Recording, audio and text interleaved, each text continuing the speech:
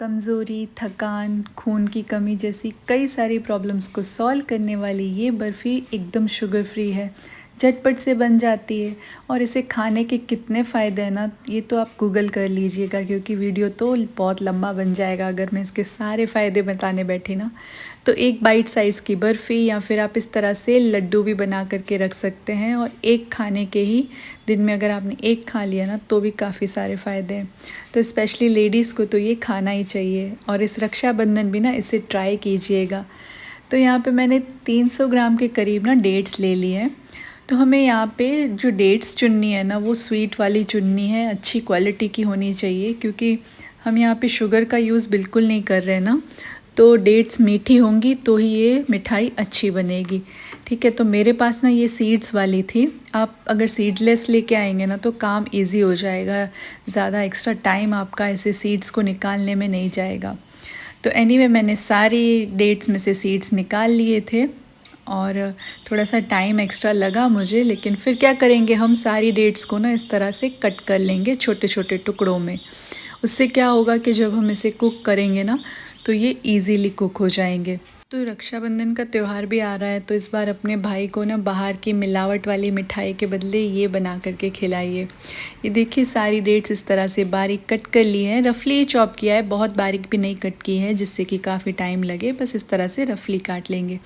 और यहाँ पे अपनी पसंद के आप कोई भी ड्राई फ्रूट्स ले सकते हैं, और उन्हें भी ना इस तरह से कट कीजिएगा ताकि जब हम इसे खाएं ना तो एक क्रंच आए। बहुत ज़्यादा बारीक मत कट कीजिएगा या पीसिएगा भी मत।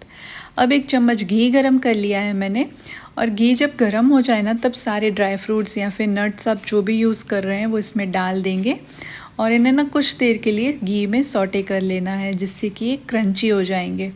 और हल्का सा जब इनमें से ना खुशबू आने लगे और हल्का सा इनका कलर चेंज होने लगे, क्रिस्पी से होने लगे, तब इन्हें निकाल देंगे। चम्मच घी गरम कर लेंगे, और इसमें ना हमें खजूर को सौटे करना है। अब जब तक वो सॉफ्ट हो जाए ना तब तक हमें घी में उसे पका लेना है। तो देखिए इस तरह से छोटा छोटा काट लिया था, तो ये झटपट से बन जाएगी, इजी हो जाएगी प्रोसेस। तो पहले इसे हल्का सा सौटे कर लें घी में, अच्छे से चला लें एक बार, और फिर इसे ना लो फ्लेम पे हमें सॉफ्ट होने तक पका लेना है। तो इसे थोड़ा सा टाइम लगेगा, तब तक हम क्या करते हैं, दूसरी तैयारियां कर लेते हैं।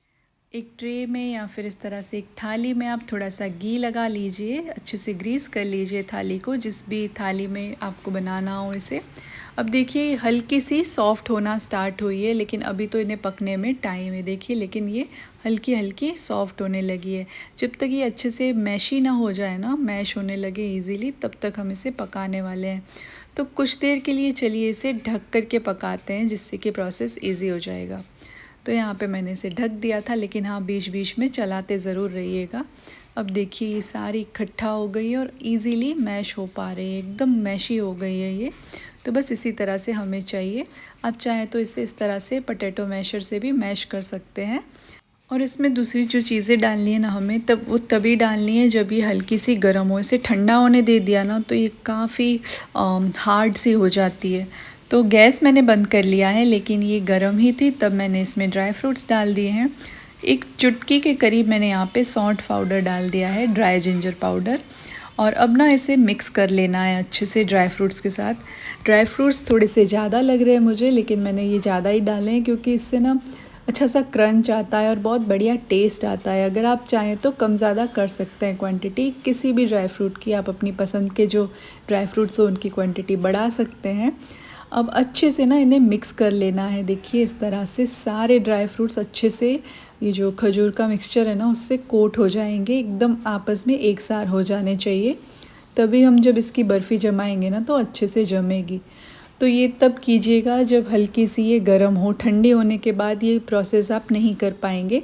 अब इस सारे मिक्सचर को डाल देंगे ग्रीस की हुई थाली में, और इसे ना सेट करना है। तो मिक्सचर को ना मैं स्क्वायर शेप में ही इसे अच्छा सा शेप दे दूँगी। सारे मिक्सचर को मैं इकट्ठा कर लूँगी, जैसे कि ड्राई फ्रूट्स देखिए अभी भी अलग लग रहे हैं, तो हम इसे कंबाइन कर लेंगे और फिर इस तरह से ना स्क्वायर या फिर रेक्टेंगल शेप दे देंगे।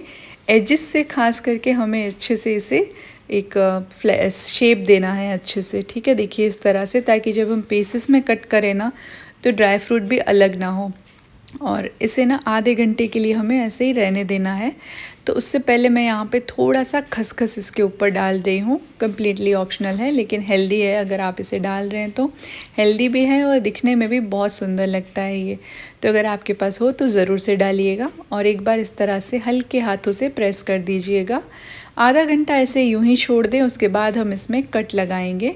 सेट होने दीजिए थोड़ी देर, फिर हम इसे अपनी डिज़ायर्ड शेप में कट करेंगे। तो ये देखिए, दिखने में जितनी बढ़िया लग रही है ना, उतने ही इसे खाने के फ़ायदे हैं और ये उतनी ही ज़्यादा टेस्टी भी लगती है। तो अब आधा घंटा हो चुका है तो मैं इसे ना छोटे छोटे पीसेस में कट कर रही हूँ, एकदम बाइट साइज़ पीसेस में। तो इजीली देखिए अब मैं इसे कट कर पा रही हूँ। आधा घंटा हो गया तो एक साइड से इस तरह से कर लिया। अब स्क्वायर्स कट करने हमें तो ऐसे कर लेंगे हम, दूसरी साइड से भी कट। और ना इसे कट करने के बाद इमीडिएटली आप मत निकालिएगा, आधे घंटे का वेट कीजिएगा, फिर आप इसे खा सकते हैं।